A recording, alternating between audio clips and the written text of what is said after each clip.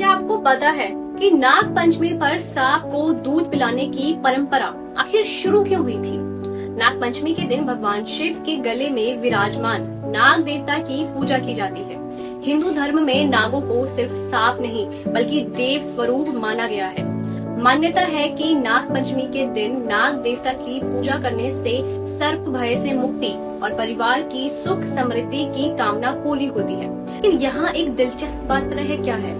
सांप को दूध पिलाना धार्मिक परंपरा का हिस्सा जरूर है, लेकिन असल में सांप दूध पीने वाले जानवर नहीं होते हैं। सांप मुख्य रूप से मांसाहारी होते हैं और उनका शरीर दूध पचाने के लिए बना ही नहीं होता है। इसलिए आज नाग पंचमी पर अगर आप पूजा कर रहे हैं तो नाग देवता की प्रतिमा या तस्वीर पर दूध अर्पित करना बेहतर है, असली सांप को दूध पिलाना नहीं। तो इस नाग पंचमी आस्था भी रखें और प्रकृति का सम्मान भी करें। आज के लिए सिर्फ इतना ही। अब मैं दिव्यांजलि वर्मा विदा लेती हूँ। धन्यवाद।